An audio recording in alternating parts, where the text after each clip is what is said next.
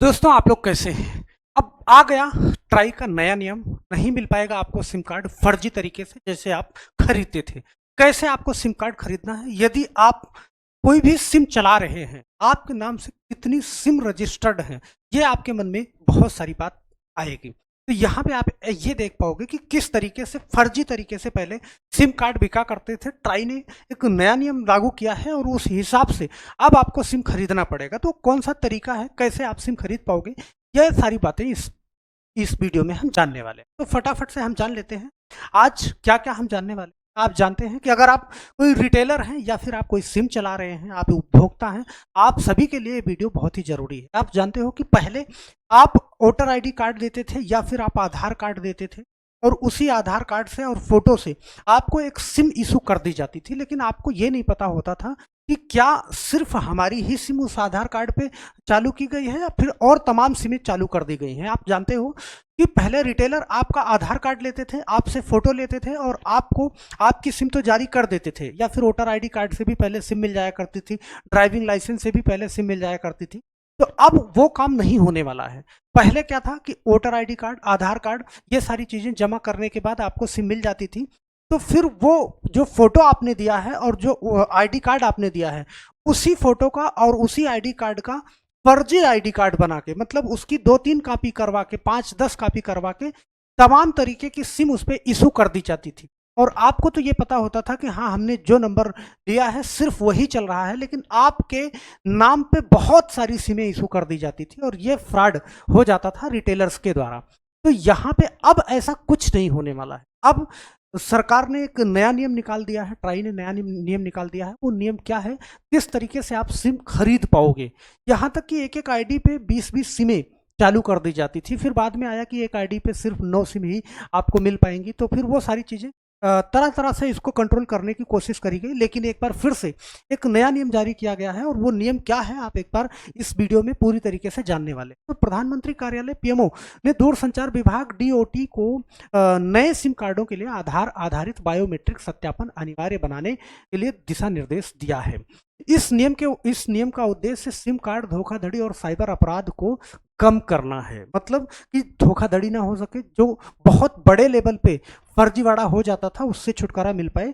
इस कार्रवाई का लक्ष्य उन मोबाइल कनेक्शनों के बढ़ते उपयोग को रोकता है जो जाली दस्तावेज का उपयोग करके हासिल किए जाते थे, अक्सर धोखाधड़ी और अन्य अवैध गतिविधियों के लिए उपयोग किए जाते थे। क्योंकि फर्जी सिम कार्ड है तो फर्जी सिम कार्ड खरीद करके वो अवैध गतिविधियों में ही उसका उपयोग किया जाता था।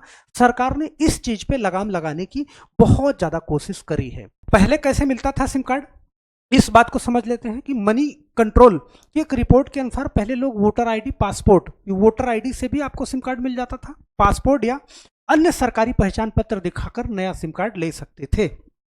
लेकिन अब सिम सिर्फ दस्तावेज देना पर्याप्त नहीं होगा। तो कैसे पाओगे आप सिम, क्या है नई गाइडलाइंस, इस चीज को समझते हैं।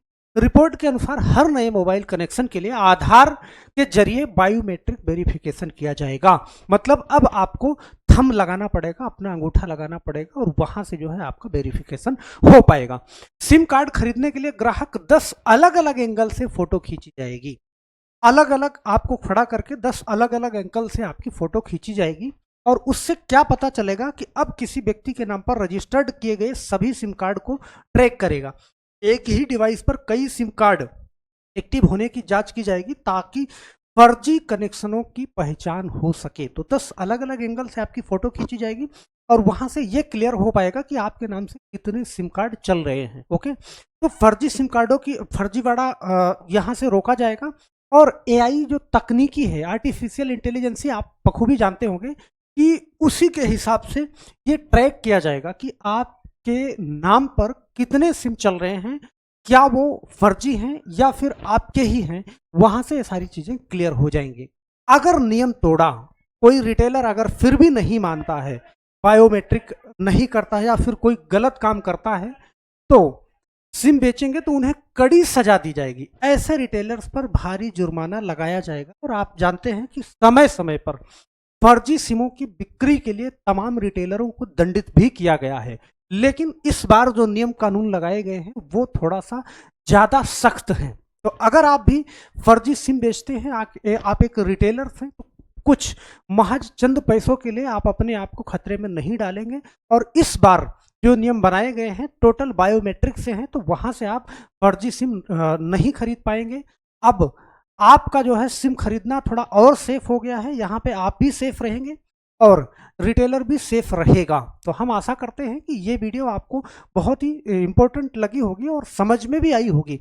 अगर आपके नाम पे कोई और सिम है, सही है, जैसे आप कैसे पता करो कि, क्योंकि पहले बहुत सारे सिम आपने खरीद लिया है और पहले आईडी देके खरीदा था, तो तभी की अगर सिम एक्टिवेट कर दी गई होगी तो आपको कैसे पता चलेगा कि हमारे नाम पे कितनी सिम रजिस्टर्ड है। तो आपको बताऊं, एक वेबसाइट आप टेफकॉफ, सही है, टेफकॉफ डालेंगे तो वहां पे वेबसाइट खुल के आ जाएगी और वहां पे आप अपना नंबर डालेंगे ना तो ओटीपी आएगा और ओटीपी डालेंगे तो पता चल जाएगा कि आपके नाम से कितने सिम कार्ड रजिस्टर्ड है। तो अगर आप चाहेंगे कमेंट करेंगे तो ये वीडियो भी हम पूरी विस्तार रूप से बना के डाल देंगे। तो हम आशा करते हैं कि हमारे द्वारा दी गई जानकारी से आप बिल्कुल संतुष्ट होंगे और इसी तरीके से समय समय पर बेहतरीन जानकारी के लिए अगर चैनल पर नए हैं तो इस चैनल को सब्सक्राइब जरूर कर लीजिएगा। मिलते हैं हम नेक्स्ट वीडियो में, तब तक के लिए आप सभी लोगों का बहुत बहुत धन्यवाद। अगर आपका भी कोई सवाल है तो कमेंट बॉक्स में अपना सवाल जरूर डाल सकते हैं। आशा करते हैं कि ये वीडियो आपको पसंद आई होगी, तो जाते जाते लाइक करना बिल्कुल नहीं भूलिएगा। तो बस आज के लिए इतना ही, मिलते हैं नेक्स्ट वीडियो में, तब तक के लिए